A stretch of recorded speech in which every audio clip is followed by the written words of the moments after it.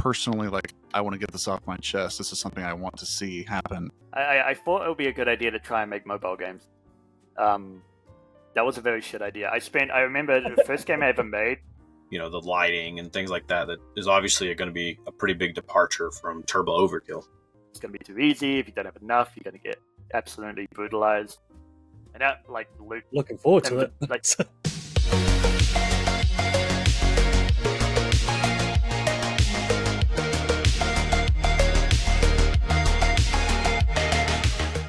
Welcome back, everyone, to the Quad Damage Podcast. Today, we're talking about the massive leap from a modding legend to a legendary horror game. Our guest stunned the world with the horror mod Total Chaos, but now he's going full power. He's completely rebuilt Total Chaos in Unity and partnered again with the legendary Apogee Entertainment, the same team behind its previous mega hit, Turbo Overkill. Please welcome Sam back to the show. Hey, thank you for having me. Welcome. It's good to see you again. As I mentioned before, it's been like the first time in a year that you've been here, so it's great to have you back on the show. But without further ado, let's keep on booming. But you did that on purpose.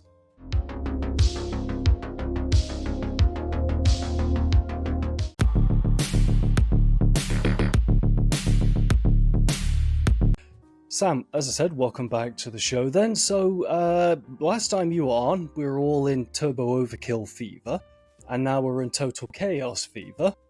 And what was it then that made you want to remake the game? Because it was previously made in GZ Doom, but now it's made in Unity. What was it once you'd finished Turbo Overkill? You were like, you know what, let me go back and do that. Yeah, it's funny because I kind of started Total Chaos before Turbo Overkill, but it was very, very much experimentation with, various different engines. It was with Unreal Engine back then that I was trying to remake it, and I just kept dabbling with it in the background. I didn't really get seriously on board with remaking it until after Turbo Overkill released, and then after that came out, it kind of was the next natural thing to jump onto, because after Turbo was done, I wasn't really sure what I wanted to do. I had a lot of ideas for games, but I had to think a bit more about it now because, I just came off a probably 4 or 5 year commitment getting Turbo Overkill done, and I knew whatever I'd choose the next game to be, it was going to be another 4 or 5 year commitment, even though it only ended up being 2 years somehow.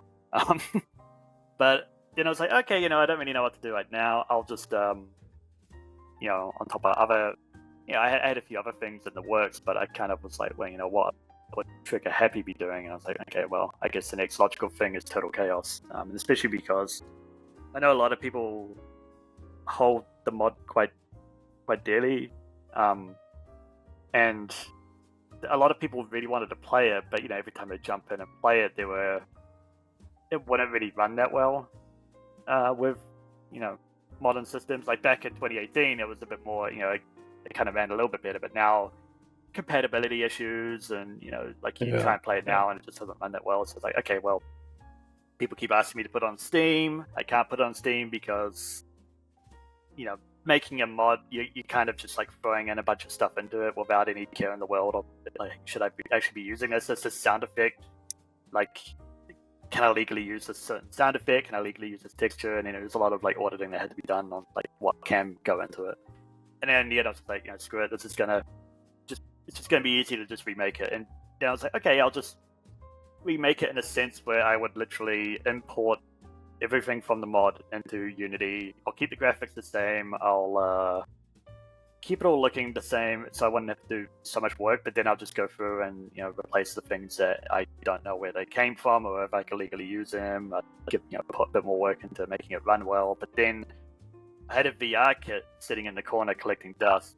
I was like, oh, I wonder what this looks like in VR, so I put that on, and the whole thing kind of just looked like shit. So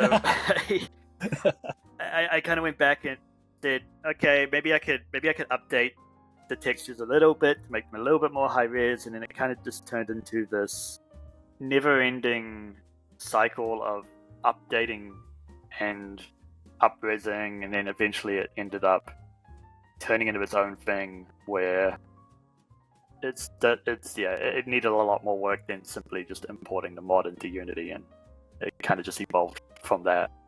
The GZ Doom version that's currently out there, then you said you imported it in there. I'm assuming that you kind of, now that that version is the past, you have absolutely no involvement in terms of its existence anymore. Is that true?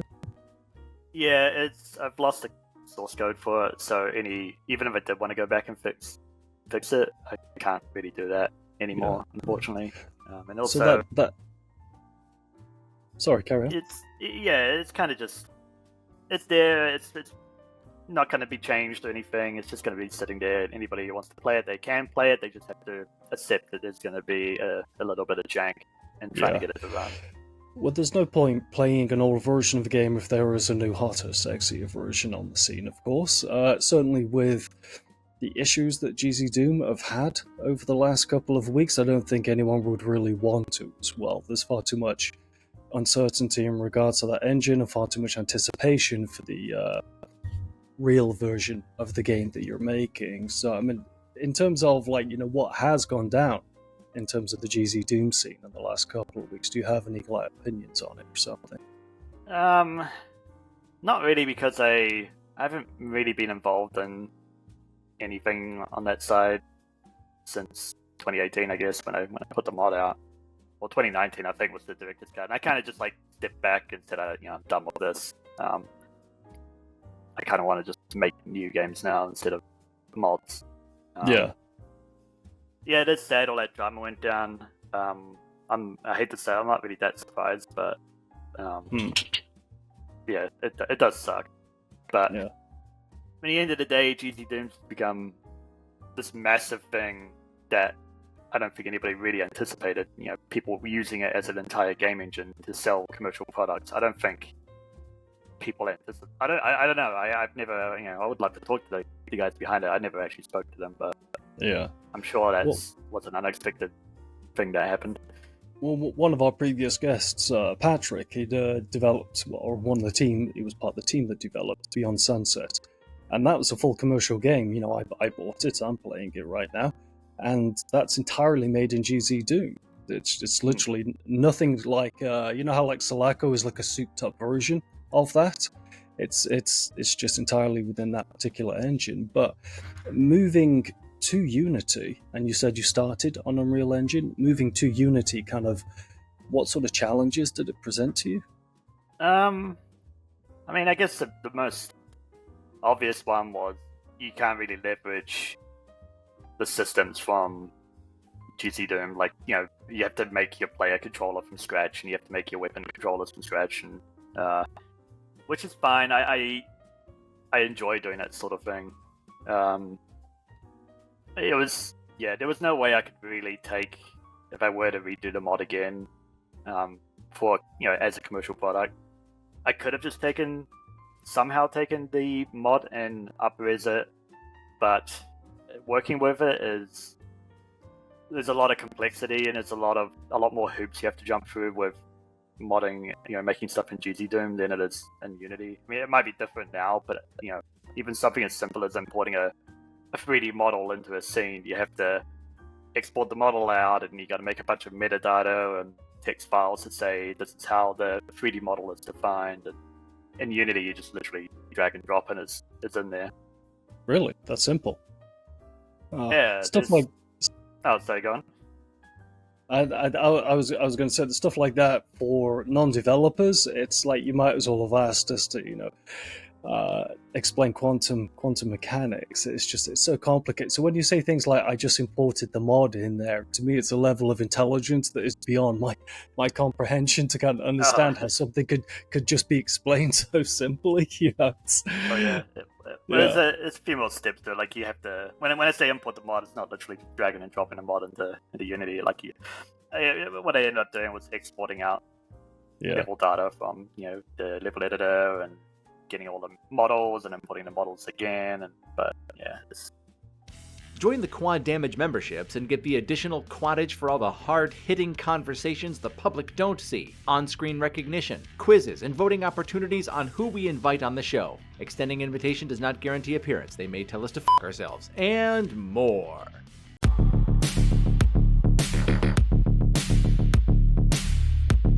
So, how did you go about like balancing the combat and like resource management, crafting mechanics within the game? Were there any inspirations for that or anything like that? The combat and crafting is quite different from the mod in the sense that in the mod I'll start with crafting. Like you can craft anywhere in the mod. Like you don't, you can just put bandages together or make weapons on the fly. But in the standalone game, you have to find a craft bench and use a craft bench to essentially make anything. And that was kind of inspired by like I was playing a lot of like Resident Evil and Silent Hill, and felt that there were some things I had to kind of gamify a bit to try and if I wanted to have crafting in there, it's more simple to just have a section of the level where it's like, here's a crafting bench, use this to craft stuff, rather than opening up an inventory and then getting blasted with all of these systems all at once. And it's like, here's the crafting in this corner and here's the inventory in this corner. So there was a bit of simplification that happened with moving it from the mod to Unity. And the combat was kind of jank in the mod, so there was a lot of work that was done getting that to feel a lot nicer.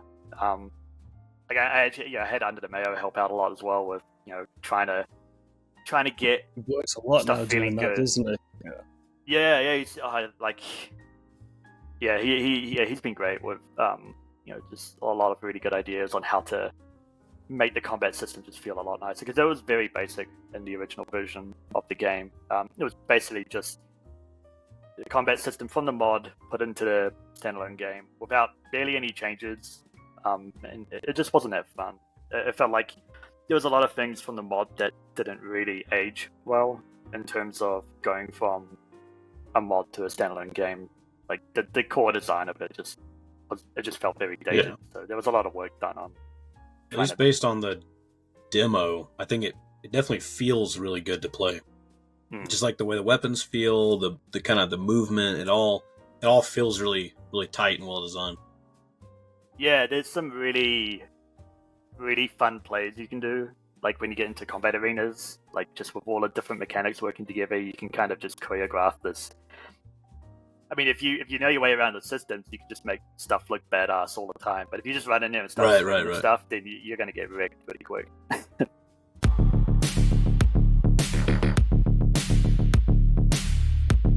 I guess we had a second part to that earlier question that I was curious about, because we talk about some of the difficulties and of switching between the two different engines.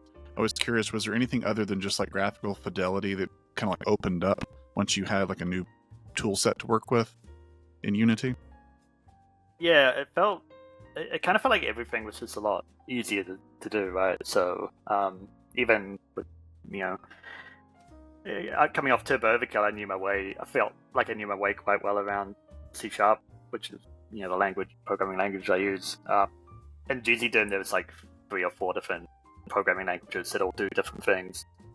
But just working with C#, if I want to change something, it only takes a few seconds. And in GZDoom, I find myself. I mean, I keep saying this because this is the way I did it back in the day in the mod. It's probably changed a lot now, and it's probably a lot better. But back when I was making the mod, I'd have to open up 3 text files and modify this and that, and then recompile it, and then repackage the project just to test. Did I get the AI turning right? But in Unity, it's just like change a few lines of code, and it was super flexible. At least in the beginning. By the time at the stage. By the time the project was done, like the code base was so bloated that it did end up taking a while to do stuff. But that's just my sloppy programming, so I kind of got myself to blame. Why though did you change? I mean, I don't know if it's been asked in the past to you, but why didn't you stick with the Unreal? It was mostly because I was more familiar with Unity at the time, and there was a lot of things from Unity I wanted. There's a lot of things from Turbo. Like the tool sets I was using, I wanted to just reuse again because they were quite nice. Yeah. And Unity, Unreal's great, but it was just I actually have an early version of it in Unreal, but it was just taking me too long to put stuff together. So I felt shelve it for now. Maybe revisit it in the future and just make a new horror game with it. But until then, I just felt more comfortable sticking with Unity. Yeah. Well, this is what Turbo Overkill was made in, right? Unity. But what are you most comfortable in terms of like genre? Because they're two very, very different things. You don't have an absolute balls to the wall boomer shooter like, Turbo Overkill, which is somewhat universally regarded as one of the best boomer shooters of the last, generation, and then go for this dark, brooding island, Fort Oasis, I believe it's called, right? Have something like that. How do you kind of decide, which is your specialty when you're so kind of multifaceted? Honestly, I have no idea. Which one I feel this has definitely been a harder game to make, even though it's a lot slower than Turbo. Mostly because most things are slower than Turbo Overkill. Yeah. Well, Turbo Overkill, you can kind of get away with just throwing a bunch of monsters in and moving really fast, and it doesn't. You don't have to worry about the intricacies of where they're standing and what their animations are doing. You like just pacing and stuff like that. Yeah, exactly. Like you just throw a bunch of monsters in and call it a day. But with this, it's a lot more. You kind of have to be a lot more intentional with it because things are slowed down. You got to get right up close because all the combat is mostly melee focused.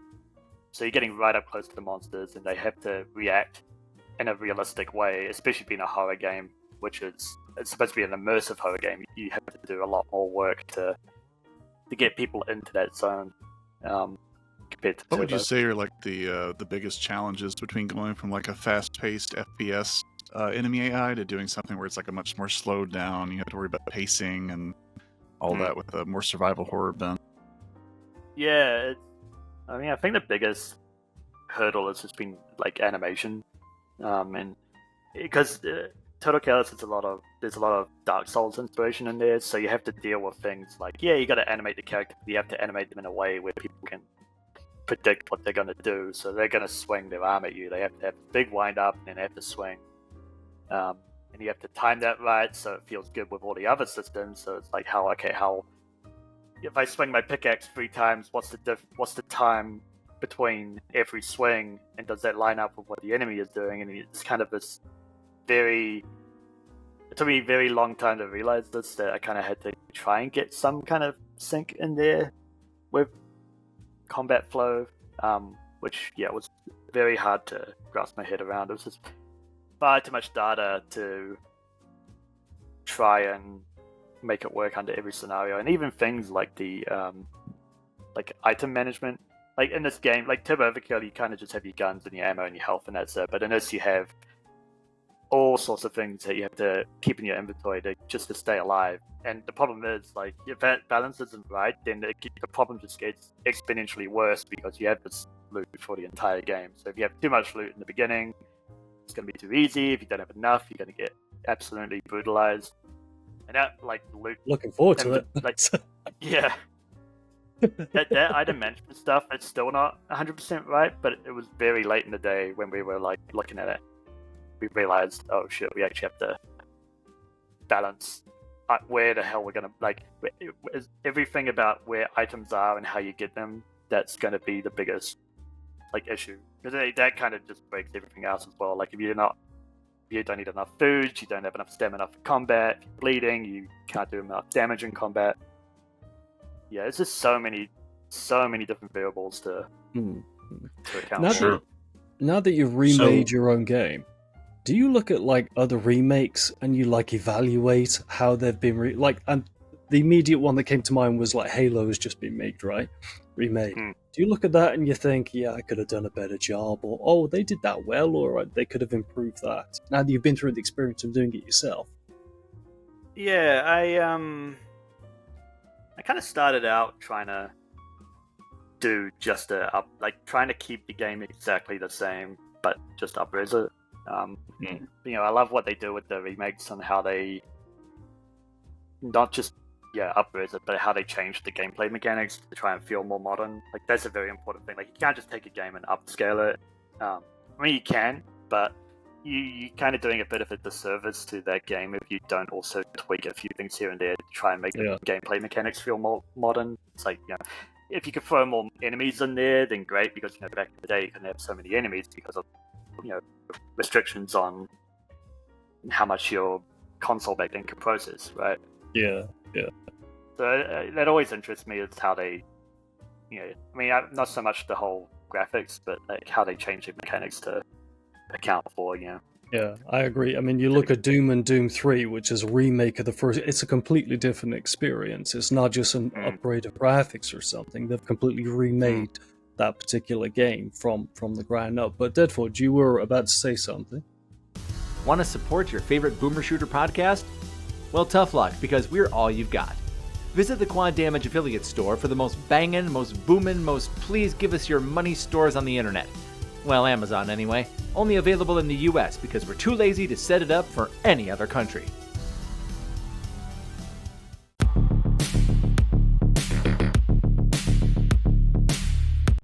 Oh, yeah, I was just going to say, since you're kind of talking about your the struggles and just all the things that went into, the combat and all these things that bringing from GZ Doom over. I was going to say, what were some of the struggles designing the environments to tell a story in the environment or through the sound and, the lighting and things like that is obviously going to be a pretty big departure from Turbo Overkill. I think the biggest challenge was trying to take because I wanted to be authentic to the mod, so I had this trouble in the beginning a lot where it's like, okay, I've remade this area from the mod, it looks, double, triple the resolution of what the mod is, but does it feel this, like, do you get the same feeling from it when you run through the space as you do in the mod? And the mod board's the way the mod looks, it has a certain look to it. That look only exists because it's of the restrictions of what it was working with. So the lighting is very flat. The lighting's very flat. Yeah. The colors are desaturated. You go from that engine to Unity, where now you have fully lit environments with shadows and all of this pizzazz that you couldn't really do in GC Doom. Now you have to try and say, okay, now this space feels completely different from what the mod feels. So that's why so many levels in Total Chaos are just like, okay, I'm just going to put a shitload of fog in here to make it look grey. So it's like all the spaces that are all the corners of the room that are black because there's no light there is now just this fog of grey. Try and match what the mod was doing, which is basically very unlit environments. Because I don't think in the mod there's only 2 or 3 areas where it's just fully pitch black. So the Silent Hill solution. The Silent Hill solution, yes. Yeah, exactly. From the death. Fog everywhere. It's so atmospheric though when it's used. It's amazing how limitations can force you to be inventive. And it kind of felt like a bit of. I got a bit of story out of that as well because the whole. Well, I mean, spoiler alert: the whole thing's kind of in someone's mind. So the whole idea of having fog everywhere kind of represents brain fog. Brain fog. So nice. Yeah, that I can kind of explain it away with that, I guess. Yeah, it's a good job this episode's going out after the game releases, otherwise there'll be people like, God damn it, Sam. Giving away the ending. Speaking of Silent Hill,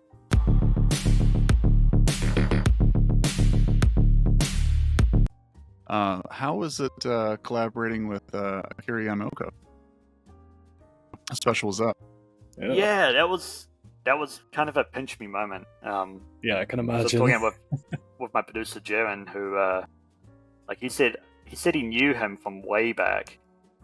So he said, it's like, oh, maybe I'll put a message out there to see if he's keen. And I didn't really expect much from it, but yeah, he was totally keen. And what he produced was just absolutely incredible. I never actually played Silent Hill. I only played the first Silent Hill game I ever played was the remake of 2 last year.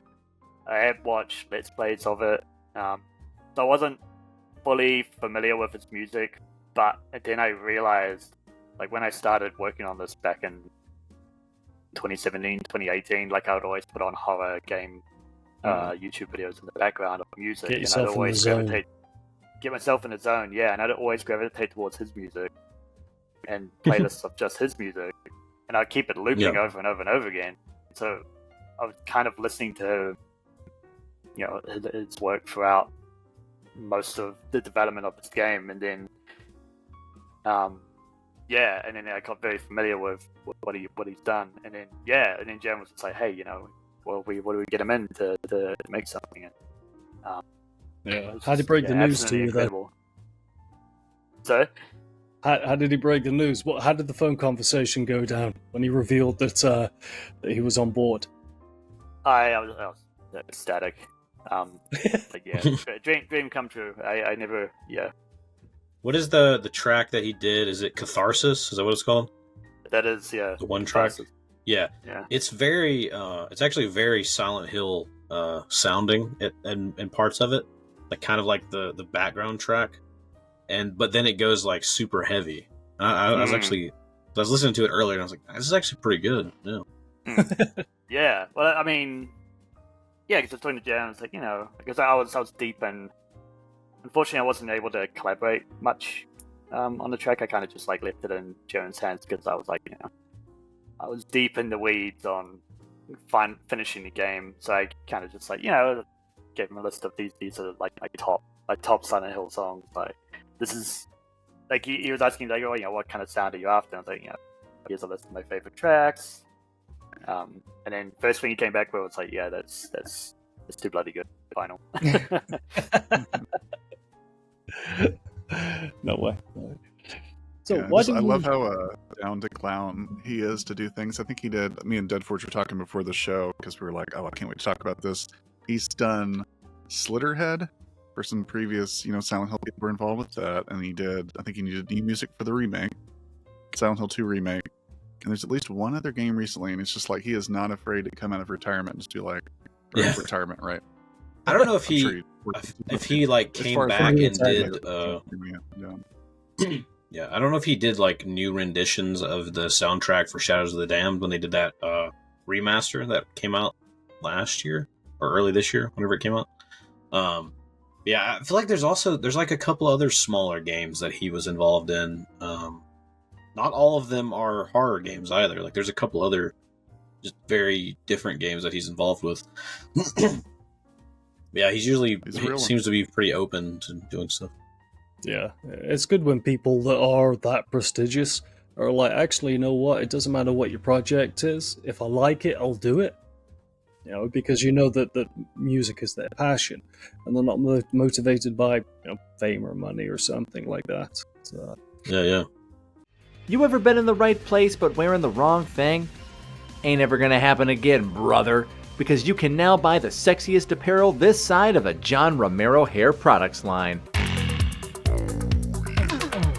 Visit the Quad Damage Amazon merch store and get that shiz delivered on Prime. Damn. You're gonna look good.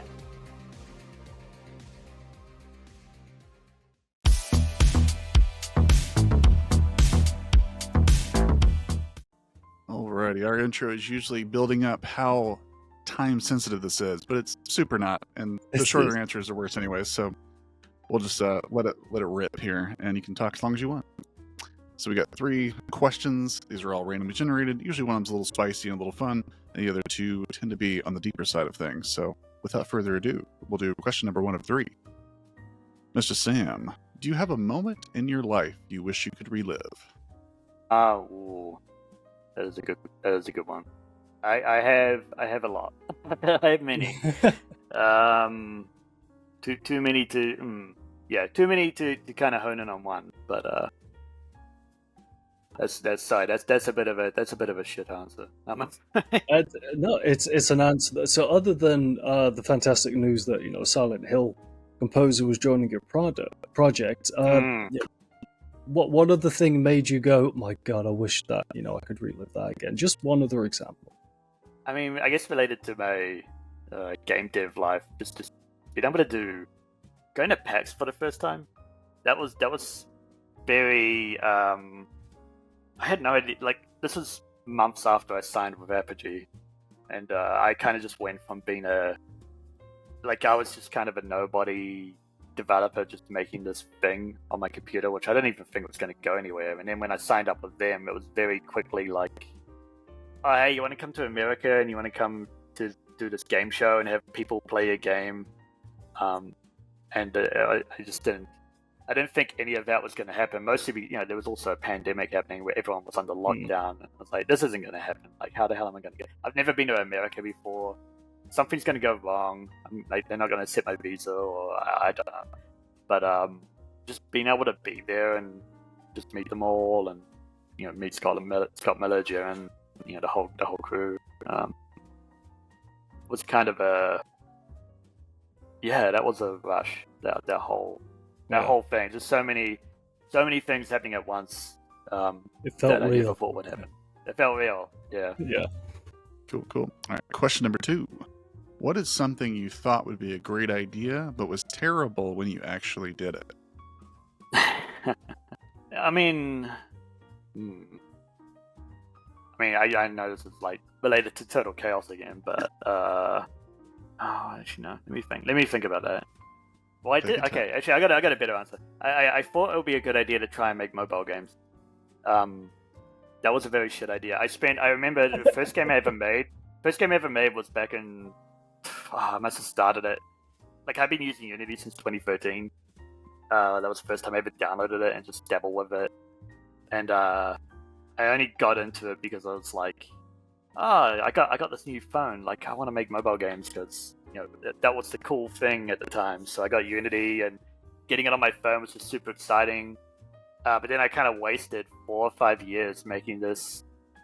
I mean, it's not really a waste of time because I learned how to use Unity, and I was happy with what we made. But I shouldn't have spent 4 or 5 years making a mobile game when I could have been making desktop games with Unity, or which would have saved. I could have made Turbo Overkill like 8 years earlier or something instead of making this mobile game. The moment wouldn't have been there, sir. I got it. It came at the right time with the right wave. I don't think it would have had the impact that it did. But this mobile game you're talking about, is it commercially available? Can it be bought? It used to be. It used to be up for free. Galactic Rage. If you search for it on YouTube, you'll find clips of it, but you can't download it anymore. But yeah, I mean, the problem with that is the lesson I learned was sunk cost fallacy. Like, there were many moments where I was working on that where I should have just said, okay, maybe I should stop doing this and make something else. But I told myself, sunk cost fallacy. I was like, I spent too much time working on this. I had to see it through to the end. Should not have done that. Should have known when to quit. Make what I really wanted to make, which was a shooter, a first-person shooter, not some shmup.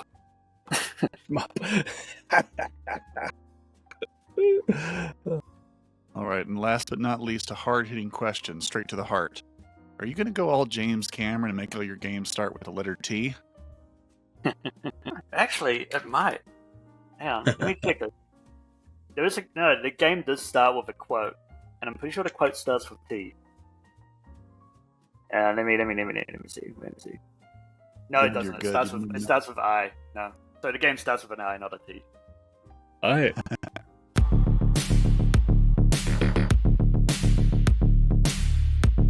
So, is it something that we can ask you about? Well, I figured it's a wait and see sort of thing. Yes. Yeah. Okay then. I mean, it's definitely interest. Yeah. I mean, we're keen to do it. We're just trying to figure out how to do it. Yeah. The reason why I say it is, of course, because I mentioned to you earlier on, I literally finally beat Turbo Overkill about a couple of hours before, we started this, and I had no idea that it was left so open-ended. After watching, the final cut, I even sat through the credits, because I was like, something's coming, right? Something's coming. I know there'll be a tease. And there was a tease. So, it's good to hear that, there's the nucleus of a follow-up that's happening there.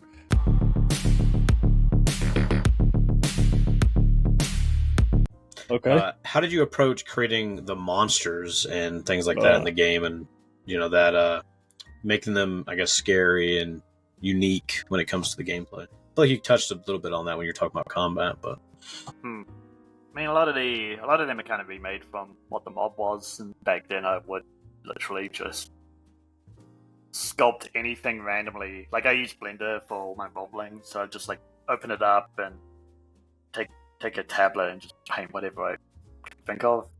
And then after I've made it, I usually think about how this fits into the game. Like I don't usually go in thinking I want an enemy that does this. I just make something and then try and make it fit into some kind of gameplay mechanic. It was a little bit on the opposite side with this remake, especially with some of the newer monsters. There were some monsters where I was like, I had to do this, I had to do that. But back then, I was making whatever I thought was going to be scary. It was very abstract. There was a lot of stuff that got thrown out because it just looked like shit. So the things that made it were the things that weren't so shit. But yeah, like the spider one. The spider one, yeah. Well, yeah, I think that one's iconic. Yeah, that one had about 3 iterations until I felt that it was right. Yeah, it was mostly just very abstract and trying to have fun with it and trying to make what I think is scary, and hopefully other people find it scary too.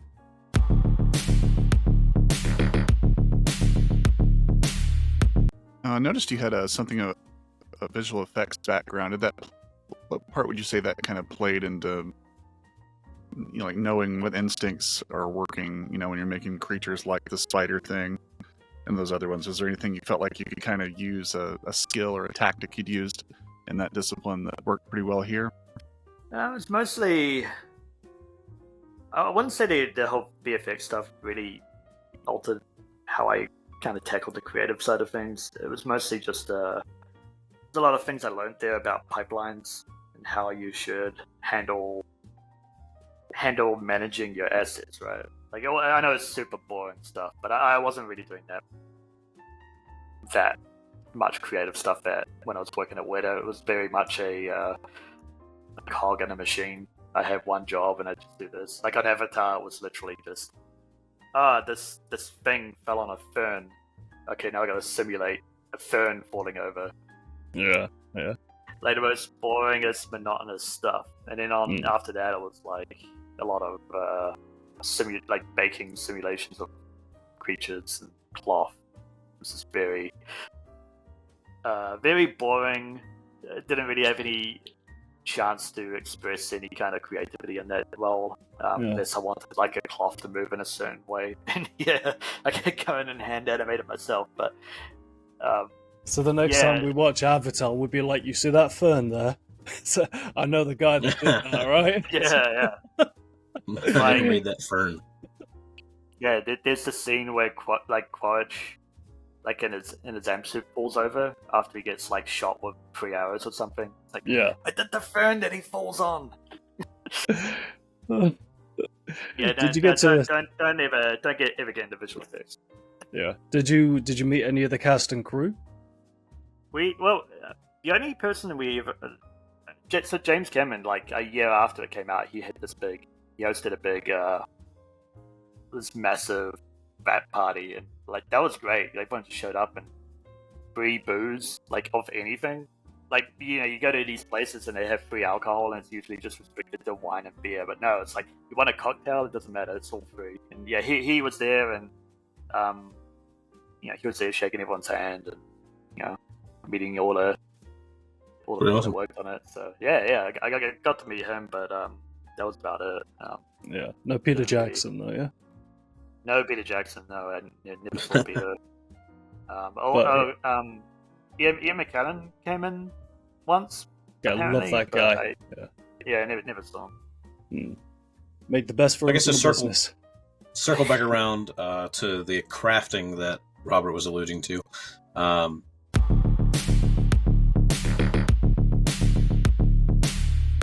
A lot of games, especially now after crafting's been in games for such a long time, especially Ubisoft, it's just like it's become such just a button click kind of thing. You just collect random shit and then you just kind of like click a button and then boom, it happens. So what did you do in this new iteration of Total Chaos to make crafting feel more meaningful, and what did you do to kind of make it stand out, I guess, from your average thing? Yeah, so there's a lot of the majority of the crafting in this is related to how you get new weapons. So you can get kind of real basic things like lead pipes and sticks and rocks and stuff, right? But if you want to kind of get more of the more, if you want to get the more fun weapons, you have to put a bit of effort in and actually combine stuff together to try and make, an axe out of scrap, or like a pole with cans on it. And I think, because I can totally understand that whole, it's like, it does get a bit monotonous having to craft a bunch of things just to, heal yourself, right? But in this game, like the most of it is just in regards to how weapons are made, and you can kind of craft it in your own way, where it's like, this is my pickaxe, you can put tape on it, or barbed wire, or you may find a craft that you just want to keep reusing over and over again. Even crafting is a bit of it. Like this is something that's different from the mod. There's a lot more puzzles in this game than there were in the mod, and I know that some of the puzzles can be. Some of the craft recipes can be a bit tricky to look at, but there are clues and how to combine them. So the whole crafting system kind of turns into a bit of a puzzle on its own, where you have to figure out what the way you find recipes. You find bits of paper that have scribbles on them, right? And this tells you combine this with this and this, and then this is what you get. Even that's a bit of a puzzle in its own, just trying to figure out what to combine. Yeah. It kind of sounds like it's you got like a pretty creative crafting system. So like you're going to be able to kind of take these things and just kind of see if they work together, but is the game's not telling you that, or is the game telling you that? So the game does give you hints. So if you find a recipe of like a real basic one, everyone knows how to make a pickaxe, but if you do find a recipe for a pickaxe that has a picture of a pickaxe head, a small wooden handle, and glue, and then you kind of look at that and you're like, okay, so these three items go together. And in the inventory, like if you have a recipe open, and you hover over like a pickaxe head, it's going to highlight the other components blue, so like it'll highlight the wood glue and the handle as well, but it doesn't explicitly tell you that. You kind of just have to guess it. Okay, cool. And then so there's a bit of, crafting in its own, it's not really, you don't just open like a crafting window and click a button, here's your thing. You kind of have to figure it out. Like you have to put a bit of effort in to get that. If you want this weapon, like the more cryptic the paper is, the better the weapon is. So you kind of have to like work it out. And you gotta earn it, yeah. But you gotta earn it, yeah.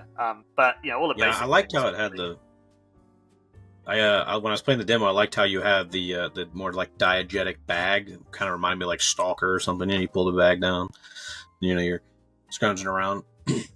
Yeah, the inventory was basically ripped from Stalker. And then I played Stalker. Yeah. I saw they had a backpack. So it's like, I gotta rip that as well.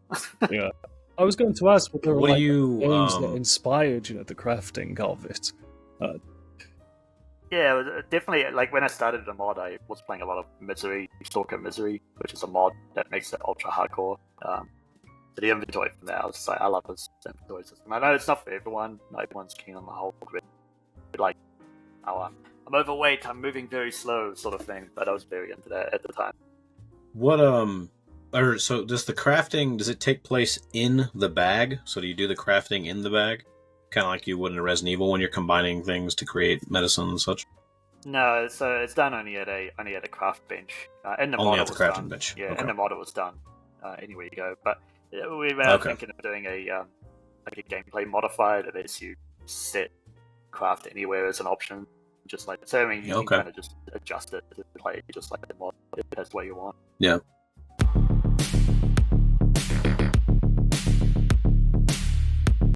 Is it difficult?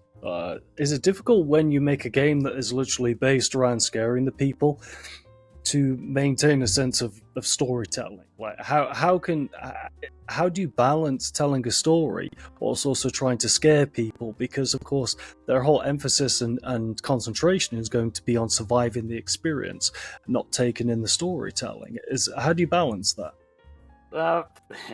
First of all, I love scaring people. It's mostly why I watch Let's Plays, because it's the anticipation of knowing they're gonna shit their pants at a certain moment. Like, I'm gonna watch you get scared. This is gonna be fun. But with the storytelling, most of it is very. I took the same approach from the mod, where all the storytelling, excluding a few cutscenes, is done at the player's pace, right? So you're kind of piecing I'm not really telling you what the story is while you play the game. You kind of get thrown all these jigsaw pieces, and you have to piece it together yourself. So you can play through the whole game ignoring all of this, not knowing what the hell is going on, and there is a natural conclusion to the end of the game, but if you want to figure out why you've reached this conclusion, you kind of have to collect all of the pieces and put them together. And like Pyrocynical, like he did a 2-hour video on the mod a few years back, and he has this really great section at the end where he just gets every single letter that you find in the game, and he goes through explaining this is this happens at this point in the character story, this is at this point, and like he just like I left it very cryptic intentionally, but every single thing that I put in there, he found it, he put it together, and like he understood it. And after that, I was like, I had to, I definitely have to keep this in the mod as well. Like I don't want to explicitly tell the player why they're here and what is happening. They kind of have to put that together themselves. And that feeds into the whole good ending as well, because you can kind of take these clues and interpret them in the way that, it's skewed by this voice on the radio that's telling you, kind of talking to you through your experience, but you can kind of play it a different way, and you can do different things, and it changes the way the story is and how you may interpret the story, and by the end of it you get a good ending. Or it's very much so like the whole way the story is told is very much at the, in terms of pacing, it's very much at the player's speed. They can stop and read a letter and then move on, or they can just ignore it and just keep going through and just experiencing just the horror and, not so much the story. That actually brings up an interesting question. I know as long as we've had audio logs and letters lying around and that kind of stuff in survival horror, that has become sort of like a thing people are more vocal about, in terms of being like, this seems like a crutch. Like, this is a lazy way to do it. Do you have any opinion on that? Or is it just sort of like you've got to use exactly whatever feels right to you? Yeah, I mean, I could totally get that. I mean, going forward, if I do another horror game, I'm probably not going to do that. that whole letter and log thing. I mean, it's kind of a holder. But unfortunately, in terms of, when it came to remaking the mod, there wasn't really much room to add in any other ways to tell the story. I mean, I could totally understand that, but it all comes down to the story itself. Like Bioshock, it works because in Bioshock, everyone's gone, no one's there anymore. How do the audio logs make total sense there? Yeah, I guess it depends on what kind of story you're trying to tell and how you're trying to tell it. But I can totally see why people might think that it is a bit of a crutch, because it actually is. It's just super easy. It's like, oh, I got this bit of story. Let's just put it on a piece of paper and throw it in the game, and there you go. There's the story. I've been kind of shocked to see people complaining about that, because it's been like the standard since at least System Shock, right? Like 1994, if not before then. Because I think even the guy who created that said he kind of got it from somewhere else. I've always kind of liked that literary aspect to games, where it's not just like everything's being told to me in audio-visual form. Like, I have to actually read it and interpret it, and I'm the one who's having to play a role in the story. Like, how would I read that? Because it gives you much more of like a play in the imagination between the developer and you, where they're asking you to have a reaction that's not just sensory. So I've always appreciated that being a part of it, especially in these types of games where you want to kind of mess with the player's head and start making them doubt their own perceptions, or should I be scared here? Is this going to be bad? Do I need to pay attention to that, or is it just performative? Right? Are they just saying horror things and cliches, or is this really going to matter in 5 minutes or something like that? So, like, it's a fun gamble to play with the audience. Yeah, I will admit, a lot of the time I see those logs, like playing the Resident Evil 2 remake. Like, here's a letter. I'll just tab through it until I find a bit in bold, and that's the thing I need to know. Okay, move on. Highlight in green or whatever they do now. Yeah.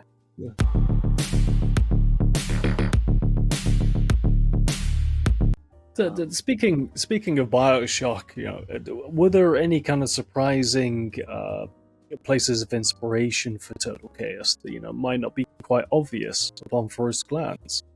That's a good question. Because I know there are things. I didn't come up with it. Medium did. Yeah, I know there are things in there. I'm trying to think what they are. Well, I mean, I guess the big one is it's you kind of look at a game, you wouldn't kind of see it as a Souls-like, because a lot of the inspirations for the combat and the level design and how combat, how weapons work and how the enemies react, a lot of that was very much inspired by Dark Souls. I mean, almost to the point where you could easily turn it into a Dark Souls game if you minus the whole using a campsite and all the enemies respawn. I actually think about it. I'd love to do a mode in this where literally every save point you access, if you save your game, it respawns all the monsters, because it totally could work. I was surprised by that as well. I was surprised by that because I never played a Dark Souls game in my life. I always just exclusively played first-person shooters, and then first time I ever kind of branched out from that genre, I played Dark Souls and I just loved it. And this was around the time when the mod was in very early days, and there was just so much I wanted to grab from that game, and just wanted to try and replicate the mods. I wasn't really expecting that. Yeah, I always found games like Dark Souls or a lot of third-person games a little too difficult, because Deadforge has completely the opposite point of view, but I do agree with him in that it feels like you're controlling a person while you're doing it, and that's the exact reason why I prefer first person, because I feel like I'm in the game rather than playing the game. It's a bit more immersive. But growing up and playing games that were like Devil May Cry and the old hack and slash, which kind of the Souls-like took over, I found them so difficult, but yet they're just so satisfying to play as well. I think for a lot of people, even though we are primarily a boomer shooter focused platform, everyone has like a secondary preference, right? Everyone has like another genre, a type of game that they like that's not a first person sort of thing. But breaking on from that, VR.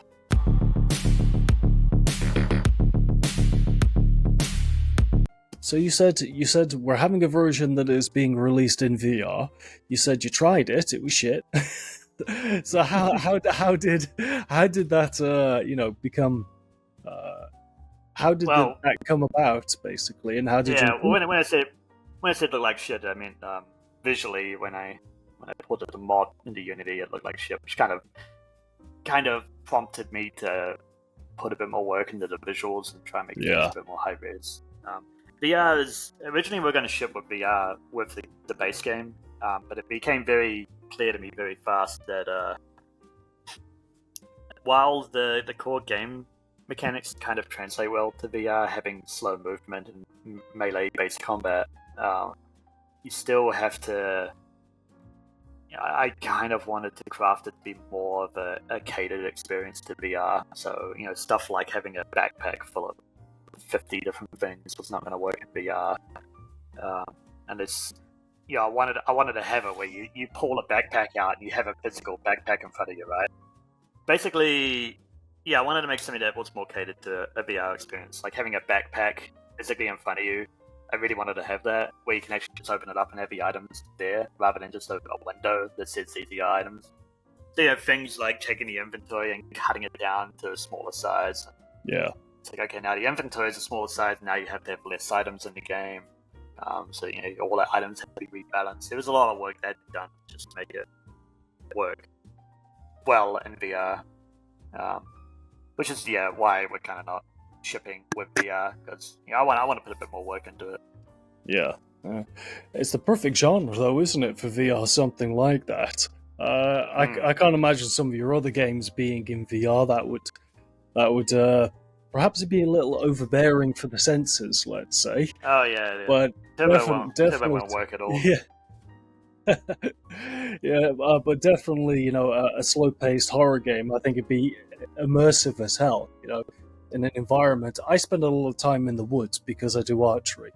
So just the feeling of isolation of being by yourself in a place where you don't know if something is around the corner, I can absolutely get on board with something like Total Chaos in VR, and the sense of isolation that it comes with.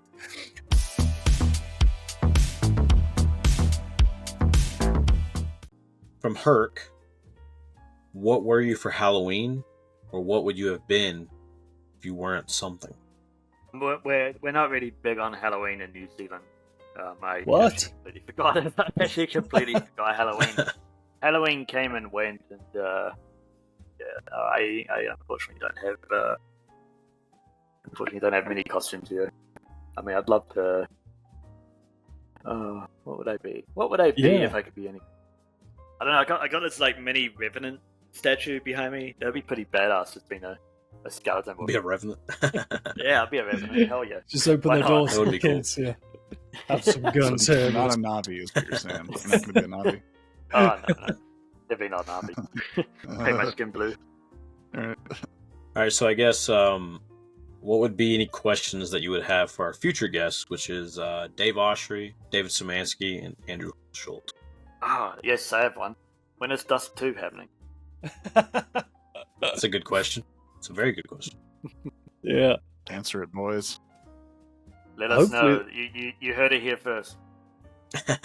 Hopefully Dust there is 2 an will. answer to it. Yeah. It's. I guess possibly that game And is it's the just reason dusk, why we're here talking. But there's an arrow, and it's just giant open maps. Yeah. There've been so many things that David's done with it. I mean, there was Dusk 82, there was Dusk World, then there was the HD remaster. We've had everything but Dusk 2, right? so hopefully we can peer pressure him into it.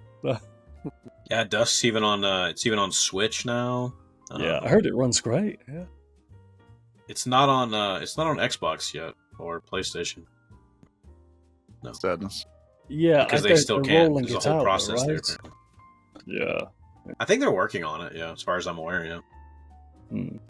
Sam, is it Apogee's decision what platforms you go on? Are they the ones that say we're going to put the game on Xbox, or is it that you approach them and you say I'd like to be on Xbox?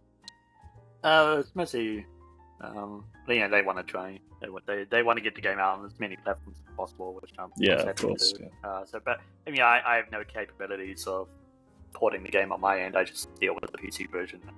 We have a company, Black Sheep Games. They take my jank and they make it work on other systems, and they do a real good job of it. So yeah, shout out to those guys. Yeah, nice. Hell yeah. All right, we'll make sure to get the New Blood team. We've had them all on the show individually, but I thought, wouldn't it be great if we had like all of them on there? And it took a while to organize it because, of course, everyone is busy doing their own thing. But then that perfect date lined up, and I was like, my God, yes, it's happening. Yeah. The planets aligned.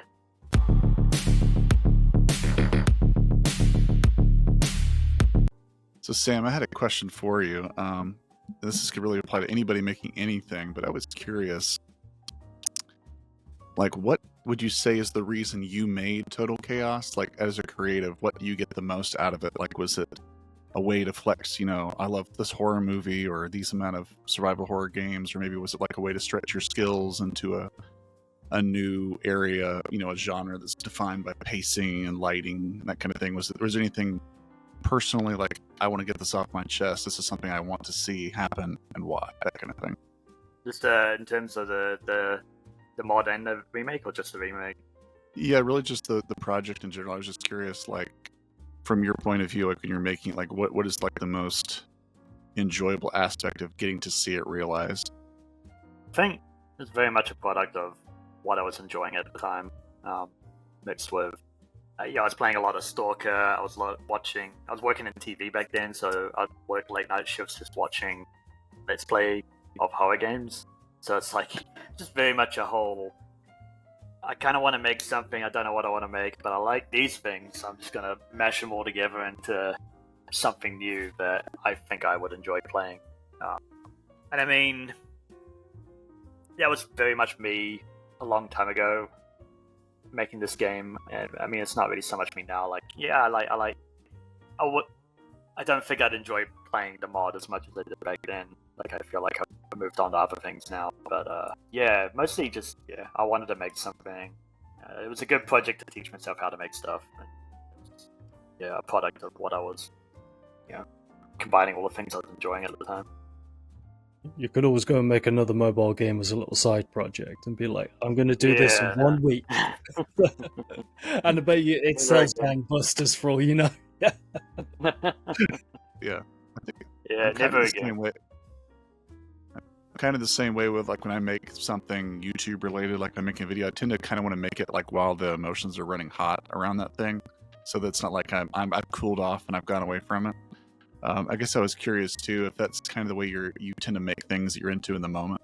Does that make you sort of averse to doing any kind of sequelitis with any of your projects? Because you don't want to sit there and just dredge up something when you're less invested in it later on. Yeah, usually with. I mean, the only reason I really want to jump in and do another Turbo game is because there's still stuff in there that there was stuff I wanted to do in the first game that just didn't make it, and then having a sequel is a perfect opportunity to take what is still considered, that secret sauce and being able to still make more stuff with it. But yeah, I mean, I really, in terms of horror, like I'm kind of. I might take a break from it for a bit and do something different. I don't really want to just jump in and make another horror game just for the sake of. Like, well, I did one horror game, let's do another one. Which is kind of why I like. Yeah, I'd love to just try and jump around and experiment with other genres. Just make what I find is fun. What else is there? I mean, you've done your action cyberpunk game. Now you're doing your melee horror game. It's like, what would you do? Because they're like almost opposites, right? One is really colourful and fast-paced, and the other is, very brooding and dark and slower paced. Is there a middle ground that would interest you in terms of genre? Yeah, I mean, I guess, well, do an RTS next. That's the complete opposite. Just try and make the complete opposite of everything I've done before. Nah, I mean, I would like to get back into shooters because, I mean, this one was fun, but there's a lot of complexity that I feel kind of just made it it was a hard game to make, mostly because there's a lot more going on in it than a simple shooter. And with a shooter, like, you can keep it mechanically simple, but you can still make it really fun. It's something I kind of want to lean into more, I guess, going forward. Whatever it is, I'm sure Apogee is right behind you saying we're part of that plan. Yeah.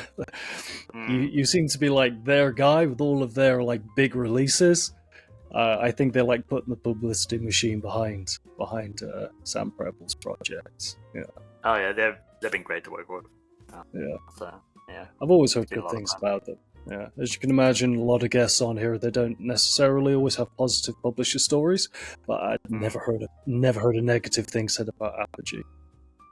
Yeah, no, they've been great. I've also heard a lot of publishers' horror stories, which made me very hesitant in the beginning. So when it came to finding a publisher, so I'm just feel very fortunate to be able to work with such a great team. Yeah. We have a lot of really good people on this show and a lot of really good stuff, but I've always found the things that you make to be some of like the coolest shit I've ever seen in my life. Yeah. It sort of you're sitting there going, I'm sorry, how many people made this? I don't believe it. All right. That's what you're telling me. Yeah, all right, fair enough. But yeah, it's like you've heard about like the rule of cool, and I'm just like, does this guy know you can do uncool things, or is everything just got to be cool? Okay. Yeah, I love it all. I was just really impressed. Just wanted to suck up hard because it's really good stuff, man. I appreciate it. Thank you. Yeah. I thought that most not to hark back to Turbo Overkill again, but it is like the one thing that our audience would know you for primarily. But just playing that game in episode 3 and just that one level where you jump from platform to platform in space, I'm like, one fucking guy made this, man. It is just amazing stuff. Yeah, episode 3 was fun. I kind of just, I don't know why I just kept ramping up I kept trying to one up the last level. Yeah, but now the problem is with a sequel, you got to now one up the first game. And I hope you get all the voice actors back, because clearly everyone was really enjoying that gig. The lady that does the voice for Sin, I don't know what her name is, sorry. Sexiest voice in the world, by the way. But I hope they all come back, though, because they just sound so cool. Oh, definitely, yeah. It's, stay tuned. So thank you, everyone, for watching the Quad Damage podcast. Sam has been our wonderful guest here today with his, at the time that you watch this, recently released Total Chaos, which is a fantastic horror. I mean, I've been playing it myself. A fantastic, horror melee-focused game, and in stark contrast to Turbo Overkill, which is completely over the top and balls to the wall. But Sam, if anyone wants to find out more information about yourself or Total Chaos, where can they find you on the internet? So I'm not really around on the internet much these days, but I've got a Discord. So there's a Total Chaos Discord channel. Also a Turbo Overkill one as well. I'm not on that as frequently as I'd like to be. I'll be jumping back onto that soon. Yeah, if you want to know more about Total Chaos, there's a lot, all the Apogee Twitter channels. I think it's at, what was it? I've forgotten the at already. Play Total Chaos. Yeah. Play Total Chaos. Yeah, that's the one. I need to get my. I don't know if I need to, but I should get my Twitter account back up running because I haven't posted on it for like a year and a half or something. Mr. Deadforge, where can everyone find yourself? So you can find me at Lord of the RPG on X/Twitter, Deadforge on Patreon and YouTube. I just released a video on Eclipse Sim if you guys want to stop by and check it out. And Medium, and yourself? Yeah, Midnight Medium over on YouTube, a Midnight Medium over on Twitter. Doing horror stuff, a lot of RPGs, retro and new. So. And I'm Robert Yapp. You can find me on Twitter or stroke X at RobertYapp80. You can also find the Quad Damage Podcast under Quad Dam Podcast on Twitter, stroke X, and Blue Sky. And we have an affiliate store. Please feel free to use the affiliates and help us out. We have memberships where you can get exclusive footage that was cut out of the main podcast, which is usually the outtake stuff, the funny stuff. And a merch store. Feel free to buy merch from us if you choose. But until next time, I'm Robert. This is Medium and Deadforge, joined today by Sam Prebble, and we shall see you. And keep on booming.